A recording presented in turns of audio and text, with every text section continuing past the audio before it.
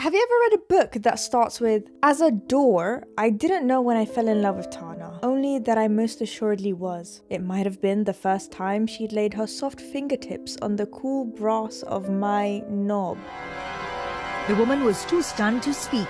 We're gonna get into this, and stick around for a huge toy giveaway from Bellessa, who this video is sponsored by. Unhinged is described as a spicy paranormal romance, which Book Talk has been absolutely raving about. In fact, it's in Amazon's top 50 romance ebooks, even further ahead than Sarah J Maas, with rave reviews like, "The door was very charming. It was lighthearted, even though there was a murder involved. I had no idea a door could be so hot. What the hell did I just read?"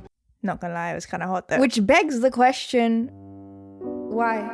I'm not too sure about romantic relationship with doors, but the best relationship that you should have is with yourself, which is why I've partnered with friends at Bellessa. We're a bi-woman company that want people to have good vibes, to explore and embrace their sexuality. With a free giveaway, we're giving out free vibrators or gift cards for every single person who signs up. Here are some examples. This is Pebble. It's built ergonomically so you can fit it in your hand, and you can control the vibration and suction independently so you don't have to prescribe to any weird pattern modes. This one's Air Vibe. It's built for dual stimulation. It's silent and deadly, waterproof and rechargeable. And the packaging is very cute and very discreet, so you can just fit it in your makeup purse and no one has to know. So if you want some free vibes when you're reading romance books, every single person will win either a free vibe or gift card. The link is in the description box to enter the giveaway. Imagine a love story like Beauty and the Beast, except the Beast is a door and Beauty lives in an apartment complex. I first read this, I thought, oh, it's just gonna be haha, you know, a bit of banter. But what I didn't anticipate was that it actually had a lot of interesting discussion points on the condition of being human.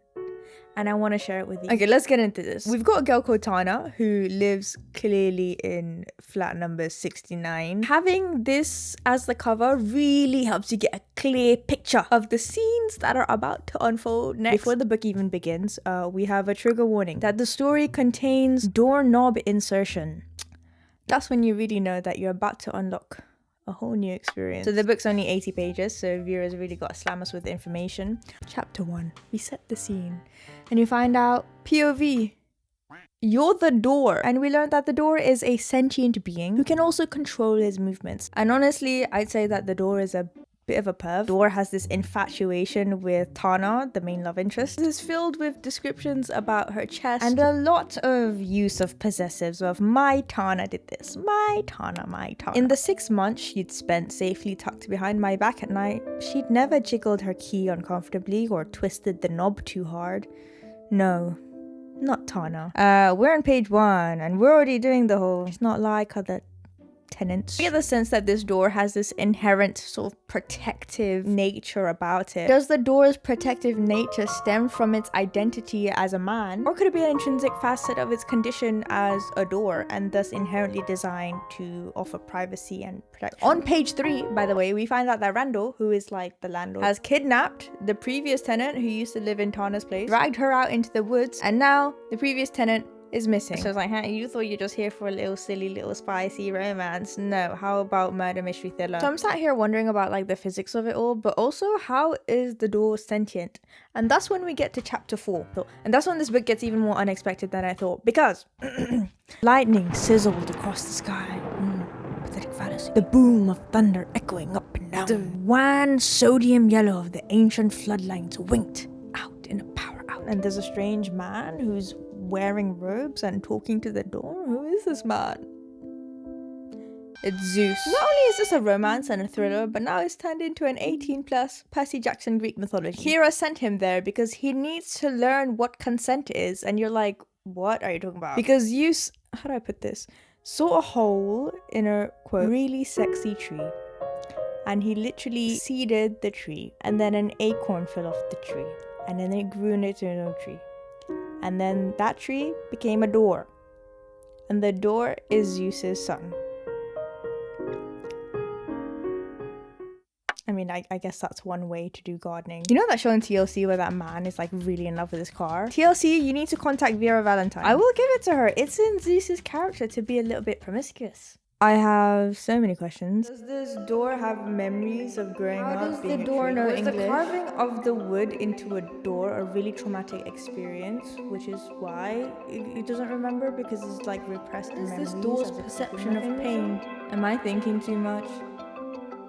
Meet the door's daddy Zeus, and he gives us amazing exposition, the rising climax of the story. And we find out that the only way for the doors to be free from his hinges, so to speak, and become a real man is for Tana to do acts that really should remain behind closed doors, if you get my drift. She needs to bang the door. So after this revelation, kind of just goes, wow. What about my Tana then? Somehow, through the art of magic and storytelling, ends up inside of her dream as a human, tries to reveal himself to her in a scene that I can only describe as rivaling Twilight. I know what you are. Say it. Say it out loud. I am your door and I love you. And the way that he reveals to Tana what she has to do is a scene that is Pulitzer Prize worthy, because he says, you basically have to do what you do with your shivering blue stick. If this happened to you, any sane person would be like, lol, what a weird dream. And Tana basically does that as well. She's like, oh, I shouldn't eat cheeks before bed or whatever. But then in the next page, we find out that the door's inception plot actually works, because Tana looks at the doorknob and then she's like, what if I... No. And 30 pages in, we have the book's climax. Literally. The shifts from thriller to romance really give me whiplash, because we found out that Randall, the landlord, has basically been stalking her, sneaks into her house, breaks in, drugs up her juice, leaves, and is basically watching her. And in the very next verse, she pushes a sofa against the door, hoists herself up, and begins to get to work. I'm not gonna put those scenes here because you need to buy the book if you want to read that. The thing that I find really unbelievable about this book is not Zeus's sentient door son or her having relations with the door, but it's the fact that Tana just speaks out loud her thoughts. Like, I understand from a structural point of view, we are the POV of the door, so we have to have some sort of access to Tana's thoughts because she's basically by herself. She's not really speaking to anyone. And this definitely does not pass any Bechdel test. But I did find it quite, you know, interrupting to the immersion of the book, particularly when it gets quite meta, because she's like, am I seriously talking to a door? I must be nuts. Because then I'm like, am I seriously reading a book about a girl who the door? I must be nuts. She does her business on the door, and then the door becomes a human. The door becomes a doorman. Tana's like, where the f***'s my door? But also, why is there a naked man there? And she starts screaming. She's like, what the heck? But then ultimately, she kind of just goes, I'm gonna need 2 mimosas after this. And I'm like, oh, all right, we have to go replace the door now. And I'm just like, that's so millennial of her. Chapter 9.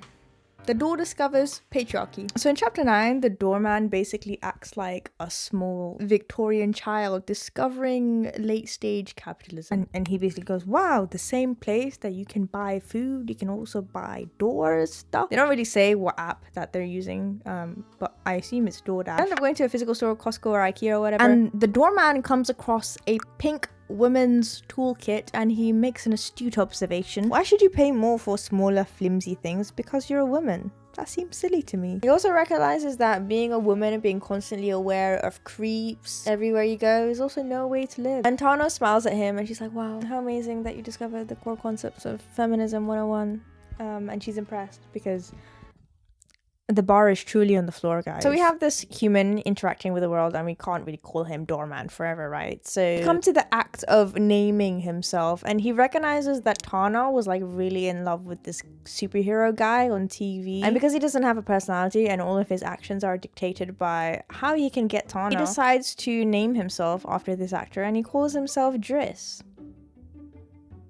After Idris Elba. Now I feel like they could have named him like Dorian or something, but I think the fact that he names himself Driss is actually very important here, because here we have the main character who, despite his grainy upbringing, seems to have 0 personality traits or independent thought that is not being propelled by his desire for affection from Tana. And it's like, you know what, Uno card, role reversal. It's kind of nice. We're like 75% of the way through. At this point in the novel, there's not much tension. I feel like the author kind of knows this. Wait, so she's nailed the literal door and also the doorman, so mission accomplished. Wasn't there a mystery thriller, almost murderer plot that we need to wrap up still? Because in one paragraph, you're reading about them boinking, and then in the next paragraph, the landlord is rushing in with a gun. They're fighting, they're struggling, they're fighting. You're like, oh no, what's gonna happen? And then Driss turns into a door, slams into the landlord, and we have the worst trope of all time, because he literally just falls asleep and everything fades to black.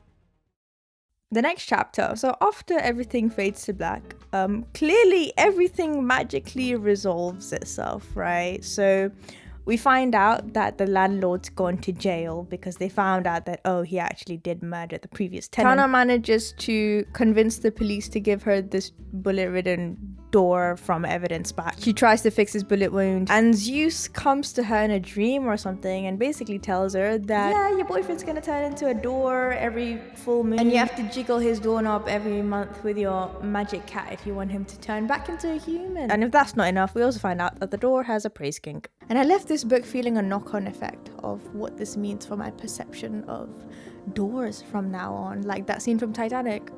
I'm never looking at that same way. Or like any scene where handles get jiggled, you know, I'm just like, God. It's like, yes, it's absurd. Yes, the author knows it's absurd. And it's low-key funny. And I'm just in awe at the many ways that the author comes up with puns and innuendos. For example, the summer humidity which swells the wood, the tugging of doors and the oiling of hinges. If I wasn't already made out of wood, I'd be stiff as a board. I honestly feel like the author just based this whole book just off of a pun. Like one day she just woke up, she looked at her doorknob and thought, wood. After reading this, I went down a little rabbit hole and I discovered it's not just door romances. No, how about pillow romances? Or seduced by the pumpkin spice latte for, you know, fall season, festive.